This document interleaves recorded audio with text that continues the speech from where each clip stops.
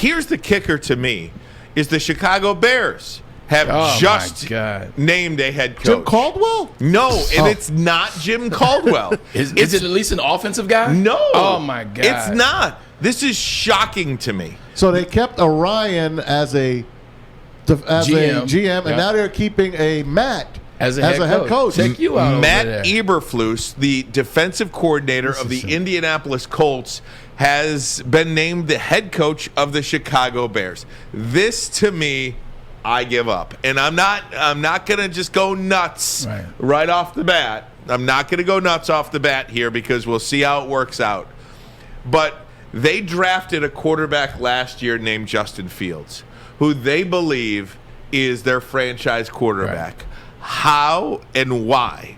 It seems like complete malfeasance to me not to hire a coach that knows anything about offense, that can put their prize possession, a person who they will invest all time and money and effort in everything into building a team around, how you cannot hire a head coach that is going to take your prized number one pick to the next level. I don't know what to say about this. I got to take a break. You guys weigh in on it next. The Chicago Bears, in to me what is a stunning hire. They hire the Colts defensive coordinator, Matt Eberflus, as their head coach. Good defense in Indy, but they got Justin Fields in Chicago. The guy for that job, Jim Caldwell, I'm glad he's not going there because I want Jim Caldwell to get the Jacksonville job. Better situation. Yeah, I just don't want him to be in the Bears. I don't want him beating our ass for the next 5 years. But besides that, I think the man in Kansas City, the offensive coordinator for the Chiefs, Eric Bieniemy, would have been the choice for the Chicago Bears and taking that kid under his wing. Now with Patrick Mahomes, obviously, I thought that would have been the move for them. But they make a left turn. I don't get this hire myself. But what do we know? We don't know how Nathaniel Hackett's going to do. We don't know how these guys are going to do. But who's going to be the OC in Chicago? He better hire somebody with some good qualifications. Yeah, and my biggest thing is, and I said this on the show before, they're so stuck in their identity and who they are and who they were. They believe in defense. They think defense is all that they are. They legitimately have been stuck in 1985, and it was a great time. 85, 86, 87, 88. Those were great times for Chicago Bears. They're long gone. They're long gone. If you look at their coaching hires, Mike Ditka, what's his strong suit? Defense. Dave Weinstein, what was his strong suit? Defense. Dick Jerome, what was his strong suit? Defense. Lovie Smith, defense. Mark Trestman, who cares? It was 1 year. John Fox is an offensive guy. Matt Nagy.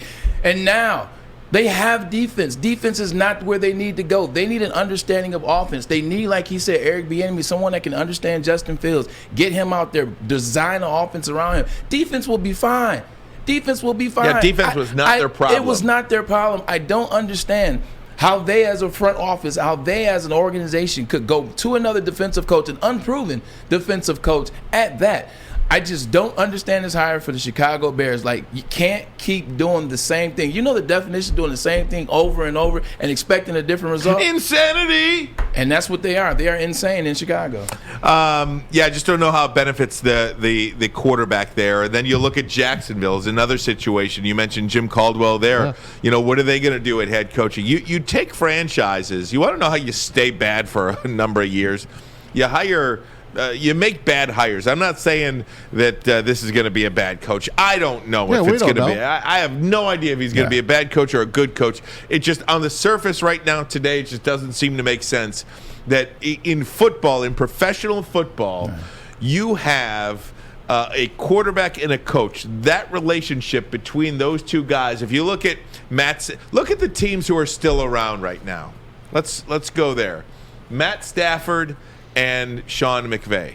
Oh, by the way, you know what I never say on this show? The offensive coordinator is Kevin O'Connell. Kevin O'Connell was a quarterback for the New York Jets when I was there. All he ever did was break down the offense. He was amazing when I was in New York. San Diego, I think he's out of San Diego State. He was amazing when I was there, man. He always, working with him, it was great to see his understanding of offenses. I would always play scout team sometimes because I would like to get extra reps. Because when you're in practice, you only get so many reps against Darrelle Revis, against Antonio Cromartie. So in order to get better, I would take scout team reps so that I can get that rep against Cromartie, so I can get a rep against Revis so that I can get better, hone my craft, hone my skill. Kevin O'Connell and I can't think of Eric's last name.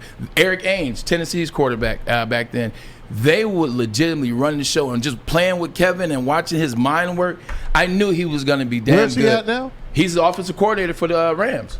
He's wow. He's Kevin O'Connell. He's the offensive coordinator for the Rams. He'd be a good guy to pillage for the Bears. I'm telling you, like watch him work a couple more years. But yeah, I always knew he was going to be that way, and I never give him credit. I always forget to. Had to throw it out there real quick. I do think this is the copycat league, the NFL. Yeah. And if you look at the 4 head coaches right now, currently in the Final Four in the playoffs right now, Andy Reid, Zach Taylor, Sean McVay, and Kyle Shanahan.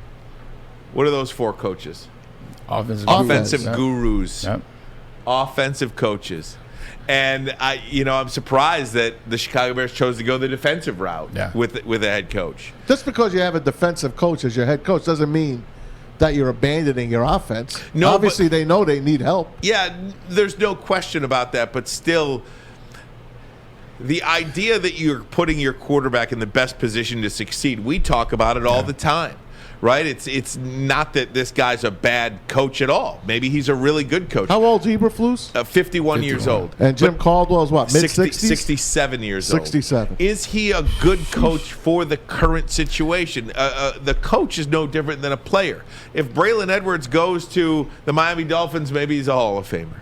But he went to the Cleveland Browns. It's a bad situation. He's traded 4 years later. That situation been tough too. But you know what it is? Same thing. You get I know. I was being funny. Is this situation a good situation for the coach and the team? I don't think so. The thing as it relates to offensive coordinators or offensive mind coaches versus defensive mind coaches is because I've been in a couple situations with defensive, actually gurus, and I'll talk about it. Offensive coaches know both sides of the ball. They know the offense. They know the defense as well because they know what they see. They know what they go up against. They know how to break it down. And it's a little bit easier to break a defense down as an offensive mind as opposed to a defensive mind breaking down an offense. I was with Romeo Crennel. Romeo Crennel is one of the best defensive coordinators of all time. Defensive coordinator for your team. I know that. The 80s Giants. Well, Belichick was. Well, I mean, he was on the staff. Yes. Right. He coached linebackers and outside linebackers. But he was on that staff. My apologies, man. It's way to correct me. He never came to the offensive meetings. Didn't know offense. Didn't care about offense. Braylon? Never. He never would pop his head in because he didn't know about offense. He didn't care about offense. And that's how most defensive coaches are. Sexy Rexy. Oh, I forgot to do the impression. Like, what are you guys doing there, man? What's going on here in this offense, man? No, but then you have Sexy Rexy. Sexy Rexy. That's my guy. 2 years back-to-back AFC Championship losses, but still had appearances. Rex never came to offensive meeting. Rex is a defensive guy. His father's a defensive guy. His brother's a defensive guy. Knew everything about the defense. I wish he would have coordinated more, but whatever. That's a whole other story. Never came into the offensive meeting room. When you don't see that from a head coach, you kind of forget about the head coach until game day, until the full team meeting room. That's why you see success. Offensive-minded coaches have more success at the head coaching spot versus defensive-minded coaches, especially now. This guy had to have killed the interview. I mean, they had a bunch of guys in there. I haven't heard his name ever. I don't know him. Or he pulled out a gun during the interview, something. But they didn't let him go. They hired their GM yesterday. Today they hired their coach. So they obviously had an idea. Let's put the elephant in the room out there. What was a conversation piece a week and a half ago, 2 weeks ago? There's one black head coach in the NFL. There's 2 coaching hires in 9 spots right now. Both went to white men. I do believe, though, the Chicago Bears hired a black GM, so he goes with a white head coach. Now, what does that mean? I don't know. But the Vikings hired a black GM too. I think that's a good start. I will say this too: as more and more teams go the offensive way, something to keep an eye on.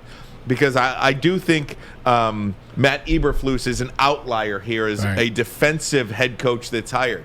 I think more teams than not will choose offensive guys. Byron Leftwich will get a job. He's in Jacksonville. Let me tell you. Well, before you say it, what I will say, just remember what you were saying now. Yep. commented on what you say is because I agree with you. But we don't want to make this about black and white. For those listening, watching at home, we're not making it about black and white. What we're making it about is black coaches that are way more qualified than the coaches that were hired. That's more so what we're saying. They just happen to be black. Caldwell's more qualified. Flores more qualified, etc. So it's not about black or white. It's about they're more qualified than the guy that came out of left field. Eberflus or took a deuce. I don't know what his name is. He might have took a deuce. But look, I am not that guy either to start going black and white and all this stuff. But I do think in a league that's 75% black, that there's one head coach out of. Don't tell me there's not more black qualified candidates to lead an organization. One in every 15 teams. That's all I'm saying. I agree with you. Now, another way, as you know, the Eberflus kind of blew up my defensive thing. I went back this morning and I looked. Do you know how many offensive coordinators out of 32 teams are black? Offensive coordinators, 8. 2. I tried to go. Leftwich and Bieniemy are the only 2 black offensive coordinators. How many black defensive coordinators? A lot more than 2. That's because we're aggressive. Well, I mean, I'm just saying, like when you look at talent pool in terms of the offense, and if you're going to go with an offensive coordinator, you know that's an area that I think we talk about head coaches. How about elevating some offensive coordinators as well, because I do think that is a specific job within an organization where it seems to be not so much so far in Eric Bieniemy's case, it should be, but a natural progression to head coach in the NFL. Eberflus was in Jacksonville as well, interviewed there, and like you said, I think the leader in the clubhouse there right now is Byron Leftwich. But where does now Jim Caldwell go? He came from Miami. Remember, he was assistant head coach, and then he got sick. So maybe Miami is the place for Jim Caldwell if he is to get back in the NFL.